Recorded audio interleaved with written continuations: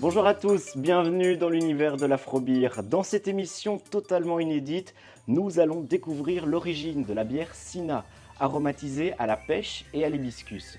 Nous plongerons également dans les ingrédients qui la composent, nous découvrirons ses secrets de fabrication et nous recevrons un invité très spécial, car lui aussi a décidé de vivre à fond sa passion pour la brassiculture. Prêt à voyager et à comprendre notre concept? Bienvenue à tous dans les coulisses de l'Afrobeer.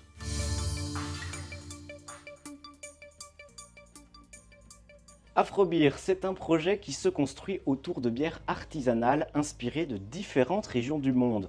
Chaque bière proposera un nouveau voyage sensoriel à travers les ingrédients, la fabrication et surtout l'expérience. Alors dans cette première émission, nous allons nous concentrer sur la première bière du projet, la pionnière de notre concept, l'Afrobeer Sina, aromatisée à la pêche et à l'hibiscus et inspirée directement d'un voyage en Asie du Sud-Est. Et alors pour l'anecdote, son nom est une anagramme issue du nom latin de l'hibiscus, Hibiscus rosa sinensis, ingrédient central de notre bière. Alors si vous souhaitez aller encore plus loin après cette émission, vous pourrez également retrouver sur notre site web et d'autres contenus pour explorer l'univers de l'Afrobeer et prolonger encore plus votre expérience. Pour en parler avec nous, je suis accompagné d'Alexandre, co-créateur et brasseur du projet. Bonjour Alexandre. Bonjour Baptiste. Comment est née l'idée de cette première Afrobeer, la Sina? Alors l'idée était de créer une bière artisanale pour nous faire voyager. Alors c'est pour ça qu'on voyage, donc il nous faut une destination. On a choisi la destination de l'Asie du Sud-Est. Donc cette région, pourquoi avoir choisi celle-là? C'est parce que vraiment c'est une région très intéressante et très riche. Donc maintenant qu'on a la destination, il fallait les ingrédients en lien avec la région. C'est pourquoi on s'est porté sur la pêche dans un premier temps, qui va donner ce côté fruité, cette rondeur à la bière. Ensuite, l'hibiscus qui va venir donner plus un caractère floral et minéral avec une petite note d'acidité. Ensuite, nous avons aussi, c'est important, c'est le point d'honneur chez nous, c'est garder ce côté artisanal du produit. Donc l'idée, c'était vraiment pas de copier une bière très sucrée, très fruitée, comme on en connaît des tonnes, mais vraiment une bière artisanale, comme tu l'as dit, mais avec une vraie identité. Exactement. L'objectif est vraiment de créer un équilibre entre le goût, l'artisanat et l'univers sensoriel. On commence vraiment mieux à comprendre l'intention derrière cette création, le but étant d'arriver à quelque chose de frais, comme tu l'as dit, d'équilibré et de pas trop sucré. Mais alors une bière artisanale, c'est pas uniquement des arômes, il y a aussi toute une base technique. Donc quels sont les ingrédients principaux qu'on va retrouver dans l'Afrobeer Sina? Alors, pour la bière, on retrouve 4 ingrédients principaux. Ils vont avoir différents rôles. Le premier, ce sera par exemple l'eau, le malt, qui vont venir vraiment attaquer la structure de la bière, donner une structure. L'eau, on la retrouve vraiment en quantité importante, ça représente plus ou moins 80% de la bière. Et donc elle va venir attaquer cette structure avec ses sels minéraux. Ensuite, nous retrouvons le malt. Le malt, il existe différents types avec différents céréales. Dans l'afro, il faut retenir que le malt d'orge est le principal. Je ne vais bien sûr pas révéler toute la recette, on va garder une petite part de mystère. Évidemment. Notez bien que voilà, il y a différents céréales utilisées. Ensuite, nous avons la levure. Donc elle va rejouer un rôle primordial, c'est dans tout ce qui est fermentation. Du côté des saveurs plus aromatiques, là on va retrouver le houblon. Il faut noter qu'il y a 2 types de houblon, l'amérisant et l'aromatique, qu'on utilisera de manière différente. Dans la Sina, nous allons aussi retrouver la pêche et l'hibiscus. Ok, donc chaque ingrédient a vraiment un rôle précis à jouer dans tout ce processus. Oui, alors la sélection des ingrédients est vraiment primordiale. C'est très important de choisir les meilleurs ingrédients. Alors, et le but avec ces ingrédients, c'est vraiment de trouver un équilibre entre tous ces éléments. Un équilibre. Et pour celles et ceux qui voudraient encore mieux comprendre le profil de la bière, eh bien vous pouvez retrouver sur notre site web la rose des saveurs de l'Afrobeer Sina qui permettra de visualiser plus concrètement toutes ces notes aromatiques. Allez, maintenant on va entrer dans le cœur du sujet, la fabrication. Alexandre, Comment se déroule cette création en fait de la bière artisanale? Comment on crée une afrobière Sina? Alors, il y a plusieurs étapes dans ce processus. Alors, le premier va être le concassage du malt. Donc, le but, c'est de vraiment le concasser. On va le faire à l'aide de ce moulin à grains. Donc, on va venir mettre le malt ici en haut. On vient tout simplement tourner la manivelle. Le malt va descendre concassé. Alors, pourquoi on le concasse? C'est dans un objectif précis. C'est de libérer vraiment tout le maximum de sucres enzymatiques qui seront importants pour la fermentation par la suite. Ensuite, une fois que vous avez concassé votre malt, vous venez faire l'empâtage. C'est la deuxième étape. Donc là, on a besoin de la cuve de fermentation. On y met l'eau, le malt et on fait infuser tout ça. On obtiendra donc un liquide sucré qu'on appelle le mou. Donc une fois que vous avez le mou, vous avez bien sûr enlevé le reste de céréales, vous n'avez plus que le liquide, vous le portez à ébullition. C'est là qu'entre en jeu également le houblon dont j'en avais parlé. Il y a le houblon amérisant qu'on va mettre en début d'ébullition, qui est vraiment là pour donner cette amertume à la bière. Ensuite, dans un second temps et à la fin de l'ébullition, vous venez ajouter le houblon aromatique. Là, il va vraiment jouer sur tout ce qui est goût et saveur. Une fois que vous avez l'ébullition qui est terminée, vous allez le refroidir. Pourquoi le refroidir? C'est très important.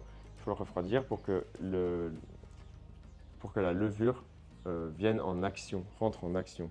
Alors la plage est à retenir, c'est plus ou moins 17-23 degrés, en tout cas pour la levure que nous avons utilisée. Une fois que votre mou est refroidi, donc c'était à l'aide de ce refroidisseur que vous voyez ici dessus, utilisation très simple pour le refroidir. Donc vous avez une arrivée d'eau froide, ça circule dans la spirale et ça ressort en eau chaude grâce à un échange de température dans la cuve. Une fois que votre mou est refroidi, vous allez le mettre dans la cuve de fermentation que vous retrouvez ici derrière. Très important, il faut la fermer et qu'elle soit hermétique à l'aide d'un barboteur. Une fois que la fermentation est en cours, vous attendez un peu et après il faudra bien sûr mettre en bouteille à l'aide d'une encapsuleuse. Et ça y est, là, on arrive à l'étape de la dégustation. Oui. Et ça prend combien de temps, tout ce processus? Parce qu'il y a quand même pas mal d'étapes. Toute la création, ça prend combien de temps? Alors justement, il faut être très patient parce que voilà, il y a plusieurs étapes comme j'ai expliqué et on va dire que par exemple le processus de brassage en lui-même, il va prendre une journée complète avec le nettoyage et les préparations des ingrédients. Une fois que cette journée est faite, vous allez donc mettre en fermentation. Et donc là, c'est là où il va falloir être le plus patient possible. La fermentation, elle se compose de 3 étapes. Fermentation primaire, où là, ça dure 4-5 jours. C'est là où il y a vraiment toute l'activité des levures. Elles vont vraiment venir attaquer le sucre et le transformer en gaz et en alcool. Une fois que cette fermentation est terminée, vous avez la fermentation secondaire. Celle-ci dure minimum 2 semaines. Après, c'est très important la durée parce que ça dépend quel type de bière vous voulez. Si vous voulez une bière un peu plus dynamique, un peu plus jeune, alors là, vous laissez 2 semaines, voire 3 maximum. Si par contre, vous voulez une bière qui est vraiment plus travaillée, avec plus d'arômes et un peu plus vieillie, alors là, vous n'hésitez pas à laisser minimum 3 semaines, 4 ou 5 semaines. Donc là, il y a vraiment un choix différent sur la durée de fermentation. Une fois que cette fermentation-là est terminée, il faudra donc venir mettre en bouteille. Et là, il y aura une refermentation en bouteille à l'aide de sucre ajouté. Les levures vont venir réattaquer ce sucre et le transformer en pétillant. C'est là que la bière sera pétillante. Donc je dirais que le processus au complet, ça peut varier, mais on est à minimum 1 mois. Ouais, donc elle se mérite en fait. Effectivement, il faut vraiment être très patient.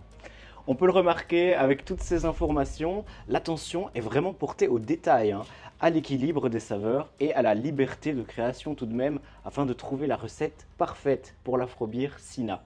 Et si cette bière, elle vous inspire aussi en cuisine, eh bien notre site web propose également plusieurs recettes autour de l'afrobière avec des idées de plats et d'accords pour prolonger l'expérience autrement.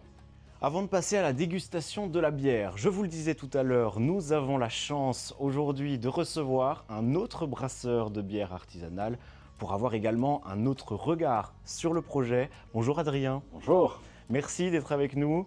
Vous brassez votre propre bière depuis 9 ans maintenant. Quel regard portez-vous sur le projet nouveau projet comme Afrobir La Sina ici? Alors, ce qui est très intéressant, c'est l'idée, je trouve, déjà de pouvoir voyager. Et le challenge, je crois, c'est de pouvoir associer du savoir-faire belge à des choses voilà, qui nous emmènent ailleurs. Et donc, très belle idée. Et surtout, faites-le, quoi. Parce que souvent, des idées, on peut en avoir plein. Et donc, je vous invite qu'à développer et à nous emmener sur d'autres continents. Ah ben, c'est tout à fait ce qui est prévu. Qu'est-ce qui vous semble important de respecter dans ce processus de fabrication d'une bière artisanale, hein, quelle qu'elle soit, par rapport à un produit très industriel, par exemple? Alors, je dirais qu'il y a plusieurs clés. Euh, Même si c'est un projet où ce sera axé sur d'autres continents, mais pouvoir associer des produits locaux en termes d'orge, de houblon, etc., ben, ça me semble intéressant. Euh, je dirais aussi que d'un point de vue pratico-pratique, c'est aussi de trouver la bonne taille, la bonne dimension pour faire les bons volumes en fonction de ce qu'on peut distribuer. Le marché de la bière, c'est très concurrentiel. Et donc ça, c'est peut-être une deuxième clé. Et puis, mettre en avant le savoir-faire brassicole belge, ça me semble évidemment très important. On est encore un peu fiers du Made in Belgium au niveau de la Tout à bière. fait. Profitons-en, même si potentiellement, soyons honnêtes, on pourrait la brasser ailleurs aussi. Mais on a du savoir-faire chez nous, donc profitons-en. Tout à fait. Quelles sont les difficultés majeures que vous avez rencontrées lors de vos nombreuses années d'expérience et je suppose d'essais? Qu'est-ce que vous donneriez comme conseil à des novices en la matière? Alors, je dirais que vraiment dans le processus de fabrication, ce qui est très important, c'est évidemment la gestion des températures, que ce soit pour le palier les différents paliers au niveau de l'empâtage pour pouvoir extraire les sucres et les transformer en sucre fermentescible. C'est la clé. Pouvoir refroidir rapidement après l'ébullition, c'est aussi la clé. Pouvoir maîtriser sa température de fermentation, c'est super important. Et pouvoir mettre en bouteille aussi à une température acceptable, donc le plus bas possible. Chez moi, j'essaye de faire ça aux alentours de 4-5 degrés. C'est aussi hyper important. Si on travaille en ISO pour ne pas faire de la fermentation en bouteille, il faut pouvoir même descendre en dessous des 2 degrés. Donc à chaque étape de fabrication de la bière, chez moi, le plus dur et le plus important au final, c'est cette gestion des températures. C'est très pratique, mais voilà. Alexandre nous l'expliquait un peu tout à l'heure, on voit que c'est vraiment un jeu de chimiste, hein, un peu. Toutes les étapes sont très importantes. Oui, c'est ça. Et en plus de ça, il faut évidemment faire très attention au côté sanitaire. Il faut travailler proprement parce que c'est un produit hyper fragile qui peut s'oxyder, qui peut... Voilà, donc c'est vrai qu'il faut faire attention à toutes les étapes. Merci infiniment pour tous ces bons conseils. Alors vous allez rester un peu avec nous pour la dégustation quand même. Avec plaisir. Alors Alexandre, à quoi devons-nous faire attention pour les gens qui nous regardent à la maison avant, pendant le service d'une Afrobeer Sina? Alors la dégustation, c'est très important, c'est vraiment primordial, donc il faut prendre le temps de déguster le produit. Alors donc ici, on va donc prendre une Afro Sina. Alors pour le service, donc très important, il y aura plusieurs étapes, j'ai envie de dire. Le premier, on va d'abord travailler notre sens visuel. Donc pendant le service, on va déjà pouvoir admirer la bière qui sort de cette bouteille. Je vais déjà donner un verre Merci. à notre cher Adrien. Donc là, par exemple, on va travailler sur le côté visuel. On va déjà un peu regarder la teneur de mousse. La Sina a une teneur de mousse assez légère, il n'y a pas beaucoup de mousse dans le verre. Ensuite, on pourrait déjà regarder cette robe. Moi, je la trouve vraiment magnifique, cette robe, qui fait un rappel de l'Asie avec ses couleurs chaleureuses, qui est un peu rougeâtre, orange. Elle inspire vraiment le voyage, hein, la Ouais, robe. franchement, là, c'est vraiment une très très belle couleur. Et on peut déjà un peu voir le côté aussi pétillant. La Sina a une pétillance assez légère. Donc, une fois qu'on a un peu regardé le côté visuel, on peut aussi travailler sur ce côté olfactif. Sur le nez, oui. Avec le nez, bien sûr. Et donc, on peut rapprocher le verre, bien sûr, un peu humer. Pourquoi pas déjà un peu secouer pour vraiment libérer toutes les senteurs qu'elle peut dégager. Et c'est quoi la senteur ici à chaud quand on sent Alors, la Sina? on a quelque chose de très puissant au nez parce que même sans le vouloir, en observant la robe, je sentais déjà pas mal de fraîcheur et de côté fruité. Donc, sans même mettre mon nez dessus, quoi.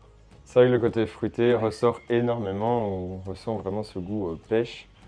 Et après, ben voilà, on va pouvoir faire le lien aussi avec le côté gustatif, donc quand on va goûter. Alors moi, je propose qu'on prenne tu vois, une petite gorgée pour déjà un peu réveiller la bouche, et ensuite prendre une vraie gorgée pour vraiment, alors là, vraiment sentir tout le goût qui ressort de cette bière. Ne pas hésiter sur cette deuxième gorgée, de vraiment faire traverser la bière sur le palais, sur la langue, pour vraiment réveiller toutes les cellules gustatives. Donc on va goûter cela. Santé. Santé.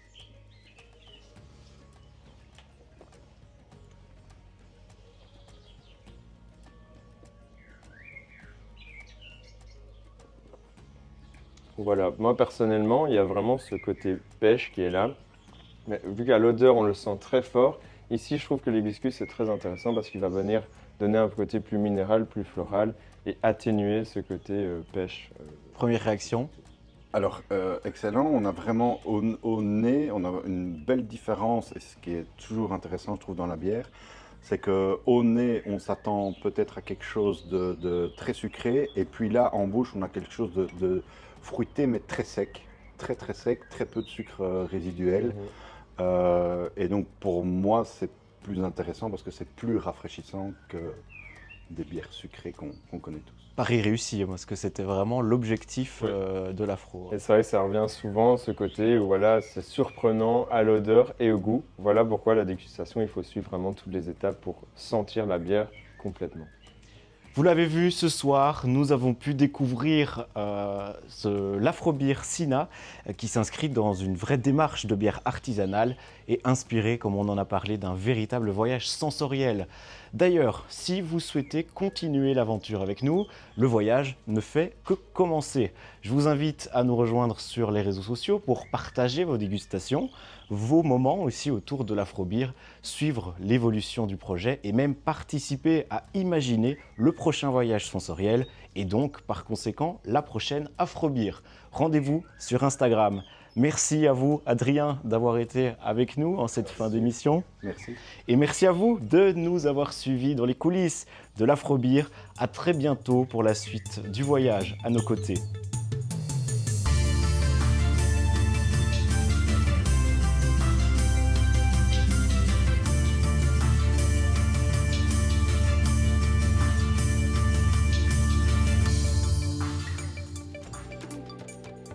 Prolongez le voyage sur afrobeer.be. Explorez l'univers d'Afrobeer et découvrez des contenus exclusifs autour de Sina sur tous vos appareils. Retrouvez Afrobeer sur Instagram. Partagez l'expérience et participez à imaginer la prochaine destination.